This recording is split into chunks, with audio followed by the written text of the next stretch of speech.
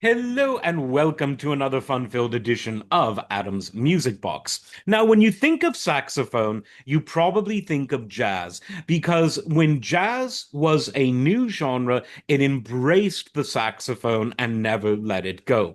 Likewise, when you think of the guitar, particularly the electric guitar, you probably think of rock and roll because rock and roll embraced the instrument far more tightly than other genres. But you could make a strong argument that country and western, while it has its fiddles, the guitar is just as important to country and western music as it is to rock and roll. And to that point, some of the first guitar heroes were not actually rock and rollers per se.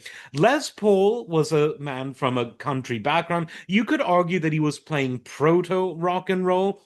But one of the other first of the great guitar heroes, I would say that after Les Paul, probably the second great guitar hero of all time, there was Chet Atkins, and Chet was firmly in that country and western world. But long before Jimi Hendrix, long before Eric Clapton, long before Zappa and the Mothers were a thing, even though I wouldn't really call them rock and roll, but some of you out there would, long before Elvis was a household name.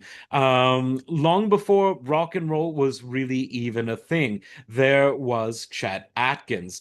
And he was an absolute bona fide guitar hero. He was country music's Eddie Van Halen. He was someone who rose up through music the hard way and someone who won over fans by playing night after night. His first full-length album was in 1953. Rock, you could argue that proto rock and roll was around then, but this was again before Chuck Berry became a thing, a household name certainly. He was out there but not known.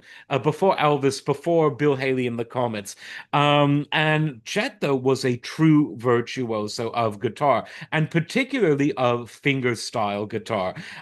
He's someone who fingerstyle guitar players still look up to as one of the greats, if not the greatest of all time. So it just goes to show you that while certain instruments and heroics on a certain instrument might be associated with a certain genre, that is not always the case. Look at violin. Most people associate it most with classical music, but look at all the great fiddle players. So when it comes to guitar heroes, while there's definitely that inclination to say McLaughlin, Holdsworth, Van Halen, Hendrix, Demiola, etc., don't forget Chet Atkins, because Chet Atkins was a total virtuoso.